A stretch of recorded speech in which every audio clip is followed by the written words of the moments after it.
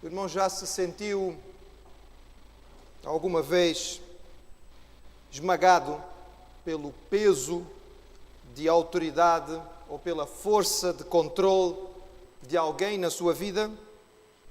Talvez esta sensação de domínio de alguém que tem uma força tão grande que você não consegue dizer não, que parece que tem que se submeter à força dessa pessoa ou desse contexto.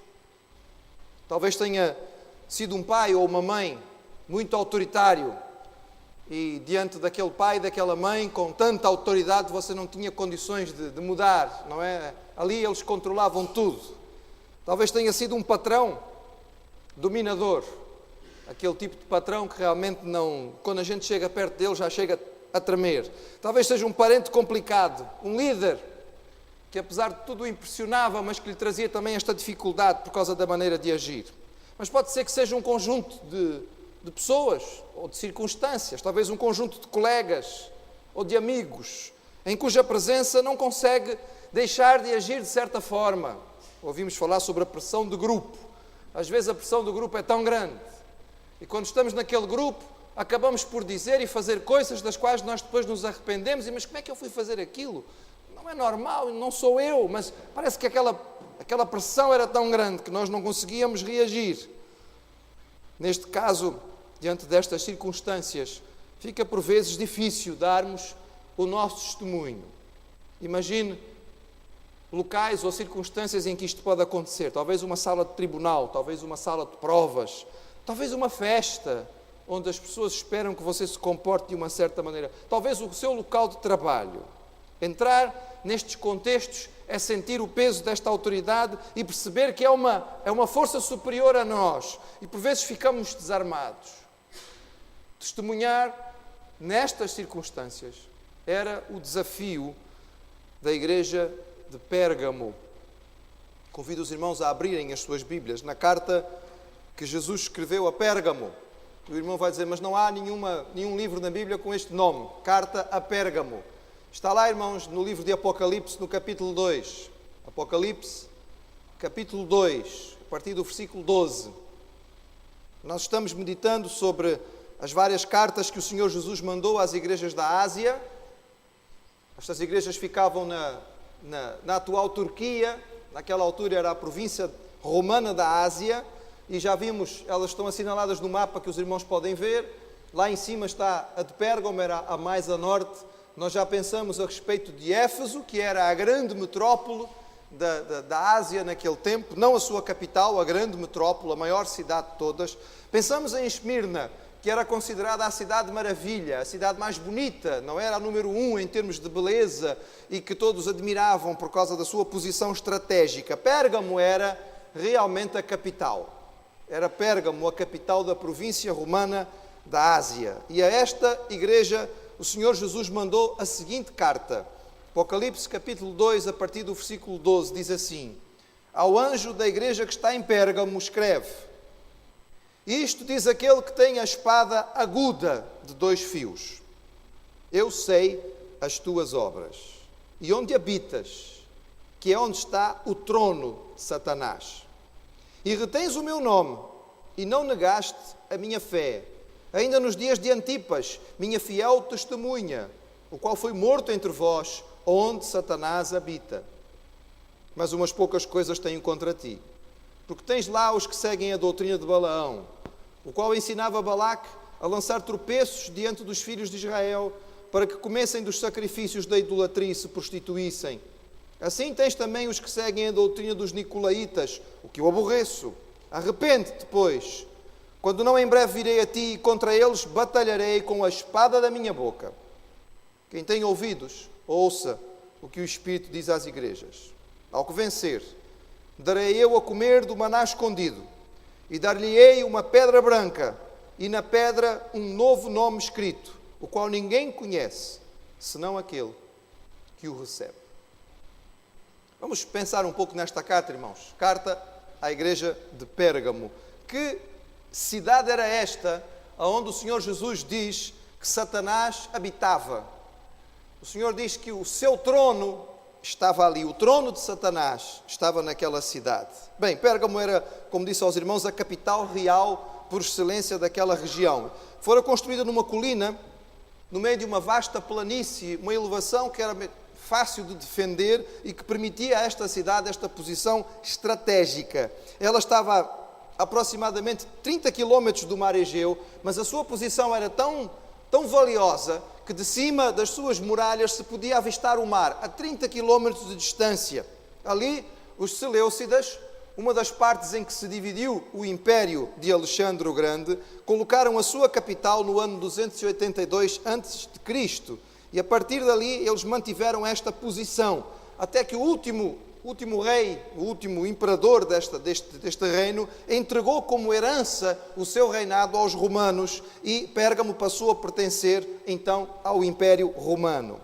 Esta cidade era conhecida pelas suas construções muito régias. Os irmãos podem ver aqui, ela ficava lá no topo, não é, da colina. Eram construções magníficas que eram muito admiradas no mundo de então. Esta é uma maquete daquilo que seriam a parte principal da cidade de Pérgamo, que ficava lá no alto daquela colina. Era de fato magnífico. Aqui nós podemos ter uma imagem das suas ruínas. Os irmãos também podem ver que lá de cima se via a uma distância muito significativa. Era uma cidade realmente muito famosa. Aqui, à vista de baixo, depois mais tarde construiu-se uma outra cidade próxima, junto a Pérgamo, cá embaixo na planície, mas era lá em cima a cidade da qual nós estamos falando neste momento. Uma cidade, de fato, com uma estratégia em termos de posição muito significativa. O nome de Pérgamo ficou ligado à ideia do pergaminho. Presumo que o irmão já ouviu falar de pergaminho. Não sei se sabia que os pergaminhos vêm de Pérgamo. Foi uma estratégia muito sábia. O rei de Pérgamo, o rei Eumenes, no 3º século a.C., quis construir uma biblioteca que pudesse competir com a biblioteca de Alexandria.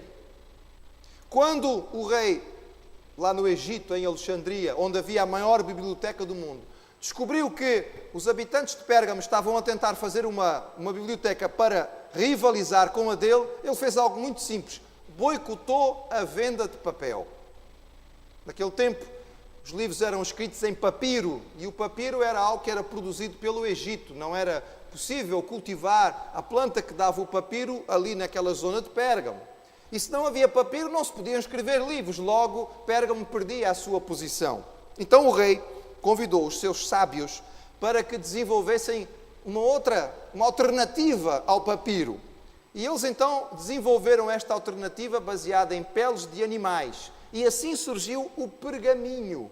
O que é interessante, irmãos, é que o pergaminho mostrou-se ser muito mais resistente ao tempo do que o papiro. E nós temos muito mais textos hoje guardados em pergaminhos do que temos em papiros, o que é muito interessante. Na altura em que o Senhor Jesus escreve esta carta, a biblioteca de Pérgamo era de fato muito famosa e ela tinha cerca de 200.000 rolos de pergaminho. Podem imaginar os irmãos, a única biblioteca maior era a que estava em Alexandria. Jesus disse que nesta cidade estava o trono de Satanás. Há muita discussão sobre qual seria este trono. Muitos acreditam que era o templo dedicado a Zeus. Era um templo gigantesco, colocado lá no alto do monte, e todo ele era preparado à volta de um trono enorme, com muitos metros de tamanho. Era sobre aquele trono que se faziam os sacrifícios a Zeus, que era o Deus principal. Os irmãos veem nesta imagem a maquete, esta grande escadaria que tinha que subir, e lá em cima, lá dentro é que ficava o altar em forma de trono. Há também esta construção que é recente, para tentar imitar aquilo que seria. Os irmãos estão a imaginar os nossos irmãos da igreja de Pérgamo, na sua igreja, que não tinham templo, encontravam-se nas casas, reuniam-se em pequenos lares e de repente, diante da imponência deste templo magnífico, o que é que eles podiam sentir? Não era? Este era o templo de Zeus. Alguns acham que se calhar o Senhor Jesus está falando também de uma outra adoração, de um outro culto que era muito importante nesta cidade, porque era em Pérgamo que se fazia a adoração a Esculápio ou a Asclépio, que era o deus da medicina. Esta imagem simula o que seria o interior do templo. Aqui estão a sua grande imagem do deus Asclépio e aqui camas que eram colocadas em todo o hall onde estava aquela estátua. E ali as pessoas traziam doentes de todo o mundo e os colocavam ali na expectativa de que eles pudessem ser curados. Os irmãos já conhecem esta figura, porque nós conhecemos esta imagem, não somente pela figura que ela tem em si, mas pela imagem da serpente, que passou a ser o símbolo da medicina até hoje. Tenho pena, irmãos, porque é o símbolo da profissão que eu exerço, mas não gosto dela, não é? Porque este símbolo certamente lembraria aos cristãos a imagem do inimigo. Talvez fosse por isso que o Senhor dizia que ali estava o trono de Satanás. Ali, esta cidade era famosa pelas suas curas e magias. Havia uma peregrinação constante de pessoas de todo o mundo para ali tentarem encontrar a cura. É esta cidade tão importante que o Senhor Jesus escreve esta carta e ele apresenta-se a esta igreja da seguinte maneira. Os irmãos estão com a Bíblia aberta, ele diz assim: isto diz aquele que tem a espada aguda de 2 fios. A espada romana era uma espada curta, chamada gladi. E as autoridades romanas, os magistrados romanos, eram divididos, grosso modo, em 2 tipos. Havia uma grande hierarquia na autoridade romana, era muito complicada. Mas havia os magistrados sem espada e com espada. Os magistrados romanos sem espada tinham muitos direitos, mas tinham também muitas limitações. Eles não podiam condenar ninguém à morte. Eles não podiam recrutar legiões. Eles não podiam decretar nenhuma pena capital. Eles eram magistrados, mas tinham várias limitações. E havia os magistrados com espada. Os magistrados com espada tinham o direito de recrutar tropas. Tinham o direito de iniciar batalhas e guerras, não somente de defesa, como de agressão. E tinham o direito de vida ou morte sobre aqueles que governavam. O Senhor Jesus escreve a uma igreja que está situada na capital romana daquela província. E ele diz: eu sou aquele que tem a autoridade da espada. Eu tenho autoridade para convocar os exércitos celestiais. Eu tenho autoridade de vida ou morte sobre aqueles que estão debaixo do meu domínio. Eu verdadeiramente sou o Senhor. Não sou um magistrado qualquer sem importância.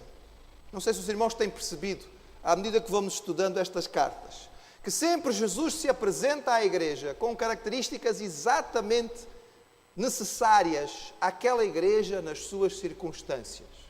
A uma igreja que ficava na capital e que sentia o peso da governação romana, Jesus diz: eu sou aquele que tem a espada na mão. E isto, para aqueles irmãos da igreja de Pérgamo, tinha um significado certamente muito especial. E eu amo, irmãos, esta expressão que Jesus repete em todas as cartas: eu sei as tuas obras. Eu sei as tuas obras. Isto é um alerta para nós. É um consolo quando nós trabalhamos e sentimos que não somos valorizados. Eu sei as tuas obras. Tem-se esforçado e acha que as pessoas não correspondem àquilo que você faz. O Senhor diz: eu sei as tuas obras. Sente que por vezes as pessoas não sabem o quanto tem-se esforçado para servir a Deus. É o próprio Senhor Jesus que diz: eu sei as tuas obras. É bom, irmãos, quando temos reconhecimento, mas descansemos no Senhor que conhece todas as coisas. Mas também, se temos falhado e se estamos vivendo longe daquilo que o Senhor tem para nós, esta é uma palavra de advertência, porque Ele diz: eu sei as tuas obras. Eu sei as tuas obras e onde habitas. Eu não sei onde os irmãos moram, todos não. Aqueles que são membros da igreja eu posso saber, porque eu tenho lá em casa uma lista com o rol de membros e os seus endereços. Mas o Senhor Jesus não precisa de consultar o rol de membros da igreja. Ele sabe onde você mora. Ui, isto agora é complicado, não é? Sabe o bairro, sabe a rua, sabe a casa, sabe o andar, caso seja um prédio. O Senhor sabe as suas circunstâncias. Talvez o irmão ou a irmã já tenha pensado: pois, mas eu moro num bairro difícil, sabe, pastor? Algumas pessoas me disseram que não viriam hoje ao culto à noite. Não, pastor, eu não posso vir ao jantar, porque depois para ir para casa já está escuro, o pastor não sabe onde eu moro. Eu às vezes ouço esta expressão: o pastor não sabe onde eu moro. Onde eu moro é complicado, é perigoso. Mas o Senhor Jesus sabe. Ele sabe onde você mora. Sabe onde é a sua casa. Sabe as dificuldades que você vive. Porque ao dizer eu sei onde habitas, Jesus estava dizendo aos crentes de Pérgamo: eu sei que vocês vivem em circunstâncias que são muito complicadas. Eu sei que onde vocês estão é extremamente difícil ser fiel. Eu sei que vocês estão no centro da idolatria, vocês estão no centro da adoração ao imperador romano, vocês estão num lugar onde dizer que Jesus é Senhor é um risco muito grande. Eu sei. Mas ele diz: eu sei que retens o meu nome e não negaste a fé, mesmo nos dias da perseguição mais atroz. Antipas é o personagem citado pelo Senhor Jesus. Nós não sabemos quem foi Antipas, irmãos, não temos a noção exata, absoluta. Apenas diz-nos aqui que ele foi testemunha. E a palavra testemunha aqui é a palavra mártir. O que leva muitos a crer que, de fato, este Antipas, segundo a tradição e alguma história, seria um líder da igreja que morreu torturado. Uma tortura que era muito comum ser feita pelos romanos, principalmente no que dizia respeito à adoração a Zeus. Eles construíam um grande touro, que era um dos símbolos de Zeus, feito de bronze, mas não maciço. Ele havia lugar lá dentro, não é? Ele era oco por dentro. E ali dentro colocava-se uma pessoa e por baixo acendia-se uma fogueira. Nós sabemos isto, irmãos, porque estes touros foram encontrados, não é? O touro que os irmãos vão ver aqui é um touro que era usado para tortura, era bem grande, tem ali uma abertura onde se colocavam as pessoas lá dentro. Isto era usado para sacrificar ao deus Zeus algumas das pessoas que eram separadas para esta adoração. E há uma lenda cristã que diz que Antipas foi o líder da igreja de Pérgamo que morreu assim. E o Senhor Jesus diz: mesmo no momento em que a perseguição foi tão difícil, vocês continuaram fiéis. Não sei, irmãos, como seria conosco se fôssemos chamados a mostrar a nossa fidelidade ao Senhor nestas circunstâncias. Hoje ouvi algumas pessoas se desculpando que dificilmente voltariam à igreja à tarde porque estava muito quente. Quando nós temos dificuldade em servir ao Senhor numa coisa tão simples quanto prestar-lhe culto, porque os irmãos vieram aqui, creio eu, para estar em comunhão com uma igreja e para prestar culto ao Senhor. Quando temos dificuldade de fazê-lo, porque está quente, irmãos, eu imagino-se o que aconteceria se houvesse este tipo de perseguição, em que a vida estava em risco. Mas graças ao Senhor nós temos um Salvador que não voltou atrás. Diante da cruz, foi até ao fim e morreu por nós. Nós ainda não fomos chamados a esse tipo de fidelidade, mas a igreja de Pérgamo foi e permaneceu fiel. Mas para ficar firme, diante de um desafio tão grande, era necessário que ela corrigisse algumas coisas. E Jesus diz àquela igreja: umas poucas coisas tenho contra ti, porque tens os que seguem a doutrina de Balaão. Não sei se os irmãos recordam, Balaão era um personagem do Antigo Testamento. Balaão foi chamado por Balaque, rei dos Moabitas, para vir amaldiçoar a Israel. Teoricamente ele era um profeta famoso, não era israelita, era um profeta de outra nacionalidade, mas era famoso pelas suas maldições. Quando ele rogava praga, mal olhado, a coisa funcionava mesmo. Então Balaque promete a ele muito dinheiro, diz: vem cá e amaldiçoa este povo, porque isto é uma multidão. São 3 milhões de pessoas a passarem aqui pela minha terra. Isto vai ser muito complicado. E Balaão veio. E os irmãos se lembrarem da história, é uma história muito interessante, porque nos fala do tempo em que os animais falavam, não é? A certa altura, a mula de Balaão fala com ele, porque o Balaão não percebia que havia um anjo no caminho e a mula ficava parada e ele batia no pobre do animal para passar e o animal finalmente parou e virou-se para dizer assim: pode parar de bater? Será que você ainda não viu que tem aqui um anjo? E o anjo está impedindo o caminho. E Deus diz: você vai falar só aquilo que eu permitir. E Balaque pagou para Balaão amaldiçoar a Israel. Mas cada vez que ele chegou ao topo da montanha e viu a nação, em vez de amaldiçoar, ele abençoou. Até que Balaque perdeu a paciência. Diz, não, já paguei, você já foi lá 1, 2, 3 vezes, não consegue amaldiçoar, não vale a pena. Mas Balaão tinha uma estratégia, irmãos. E ele disse a Balaque, olha, isto é assim, através da maldição nós não vamos lá. Isto através de rogar praga que isto não vai funcionar. Só vai funcionar, este povo só cai se pecar contra o seu Deus. Nós podemos levantar qualquer oposição contra eles e eles vão ficar firmes. Mas se eles pecarem, caem. Não sabes o que é que vais fazer? Aproveita o culto dos teus deuses. É um culto sensual, é um culto atrativo. Este povo tem uma vida dura, está no deserto, está acostumado a uma adoração que é muito, muito limitada. Faz com que as dançarinas, as sacerdotisas, as prostitutas sagradas se apresentem diante dos israelitas e tu vais ver que logo, logo eles vão começar a escorregar. E foi o que aconteceu, irmãos. Aquilo que as maldições não conseguiram, aquilo que a força externa não conseguiu, o pecado fez. Porque o povo caiu, pecou com os moabitas. E por causa disso veio uma grande praga sobre o povo de Israel. Tanto tempo depois, Jesus está dizendo à igreja de Pérgamo, atenção, vocês estão num lugar tão difícil e os obstáculos e as barreiras são tão fortes e vocês ficaram firmes, mas agora estão começando a escorregar. E se não tiverem cuidado, vocês vão cair.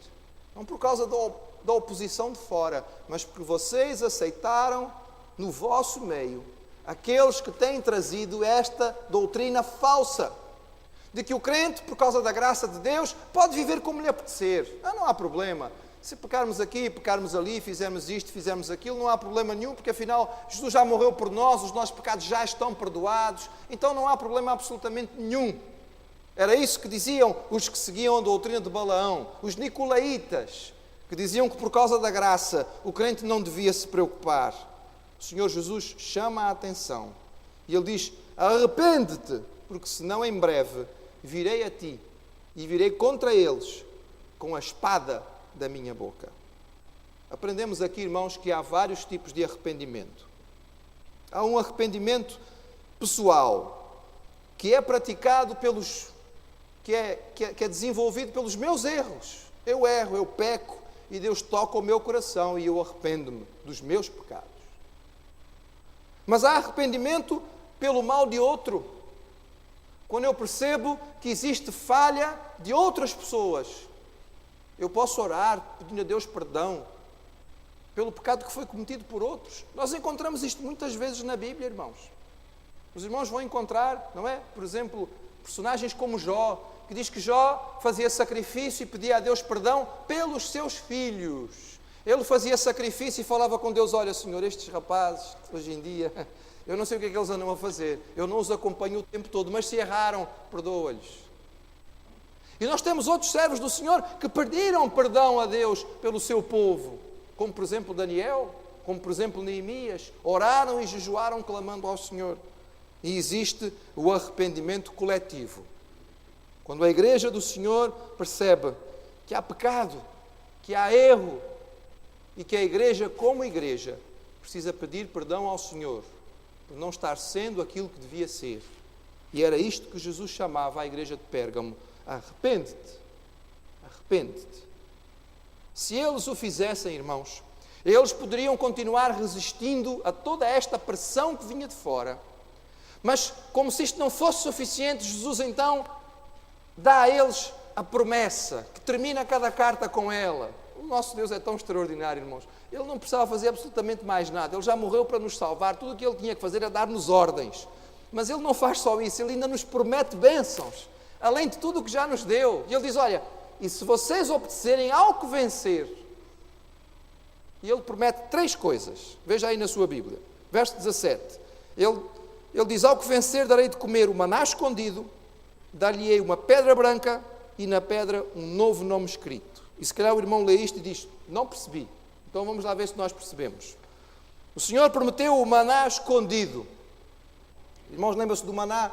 Maná era aquela alimentação que Deus deu ao seu povo durante 40 anos no deserto. Todos os dias pela manhã, com exceção do sábado, o povo ia ao deserto e colhia aquela espécie de farinha com a qual podia preparar comida, e assim o Senhor alimentou. Quando o povo chegou à terra prometida, o maná cessou, não precisavam mais. Mas foi guardado um pouco de maná.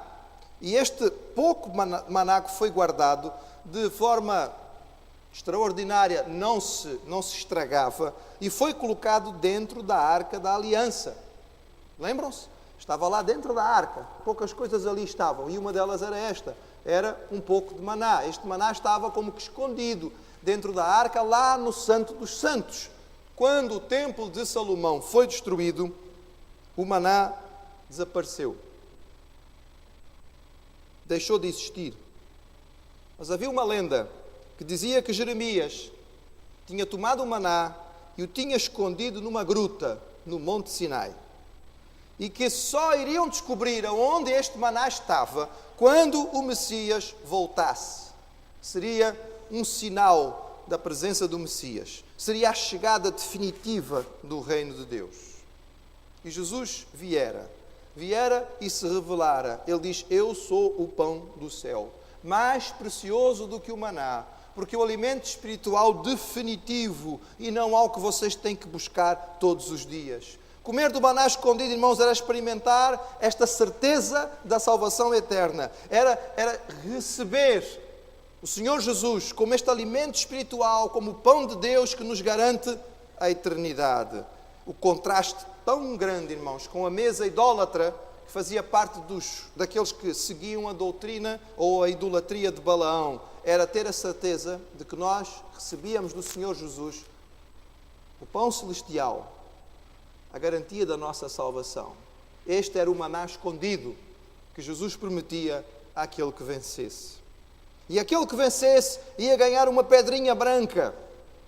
E os irmãos ficam a perguntar assim: e para que é que eu preciso de uma pedrinha branca? As pedrinhas brancas eram muito importantes na antiguidade, irmãos. Muito importantes. Elas tinham muitas utilidades. Por exemplo, tenho aqui uma lista para contar aos irmãos. Elas eram usadas nos tribunais judeus para falar sobre a inocência. Na hora de votar, passava-se uma caixinha, e cada um dos jurados tinha que colocar lá dentro uma pretinha branca ou uma pedrinha preta. A pedrinha branca significava inocente. Se colocasse a pedrinha branca e no fim houvesse mais pedrinhas brancas, o indivíduo estava absolvido.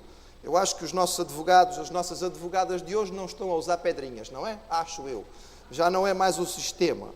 No sorteio do novo sacerdote que ia ministrar no santuário, normalmente passava-se entre os sacerdotes que estavam ali para o sorteio e havia apenas uma pedrinha branca. Quem tirasse a pedrinha branca podia entrar no Santo dos Santos para ministrar naquela ocasião tão especial. Entre os romanos era símbolo de clientela. Quando alguém se tornava, cliente de um grande senhor, de um lorde importante, de algum mestre ou de algum chefe, então ele recebia deste chefe uma pedrinha branca, com uma marca, um símbolo, que era a garantia: está aqui, eu tenho a pedrinha do meu dono, do meu senhor, a quem eu sirvo. Era uma marca de que pertencia. Os gladiadores, que venciam muitas batalhas, muitas lutas dentro das arenas, podiam receber como prémio uma pedrinha branca com uma inscrição especial que os libertava. Deixavam de ser escravos, não precisavam mais voltar a lutar. Quando um atleta vencia os jogos, ele recebia uma pedra branca que era o prémio e o sinal de que ele podia entrar no banquete de celebração. Numa cidade cheia de superstições, cheia de simbologia como esta, Jesus diz aos membros daquela igreja de Pérgamo: ao que vencer, eu vou dar uma pedrinha branca. A garantia da vossa inocência, a garantia de que vocês são meus, a garantia de que vocês são vitoriosos, a garantia de que vocês vão poder entrar no banquete celestial, vão poder entrar na festa, ninguém vai poder vos impedir. Oh irmão, eu quero uma pedrinha dessas, eu quero a pedrinha branca, espero que você também queira. E esta pedrinha branca ainda tinha algo especial, porque diz aqui que era uma pedrinha branca e tinha nela um novo nome escrito, o qual ninguém conhecia, senão aquele que o recebia. Era um novo nome. Há duas palavras em grego para novo. A palavra neos, que é a mais utilizada, fala sobre novo em termos de tempo, mas não exclui que que não houvesse antes alguma coisa igual. Por exemplo, alguém pode dizer, eu tenho um carro novo, certo? já existem carros há muito tempo, mas você tem um carro novo, ou seja, quer dizer que é um carro que acabou de ser produzido. Não quer dizer que não há mais carros no mundo, há muitos, mas você tem um que é novinho, acabou de ser feito. Aí se usava-se a palavra neos, mas não é essa a palavra que Jesus usa aqui.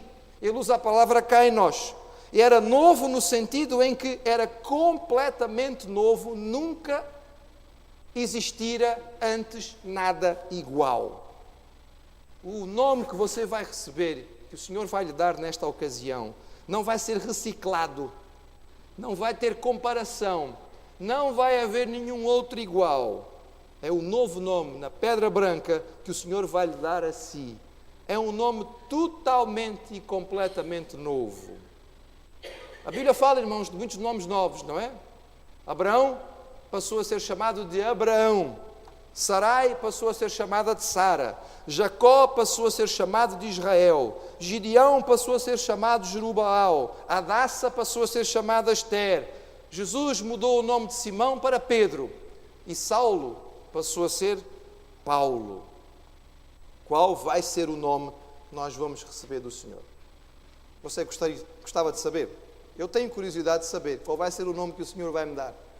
É um novo nome, irmãos. Aquele que vencer e a receber a pedrinha branca, a garantia, a certeza, o selo da salvação, da nossa entrada no céu. E neste selo, nesta pedra, um novo nome, o nome celestial, o nome pelo qual nós vamos ser conhecidos na eternidade. Não vai ser um nome escolhido pelo meu pai e pela minha mãe.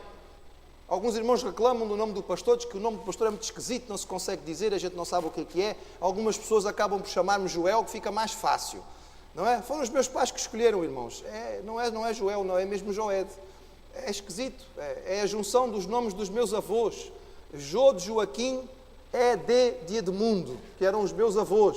Ainda bem que não me chamaram Joaquim Edmundo, que eu acho que não era um nome muito agradável. Pronto, ficou só Joed.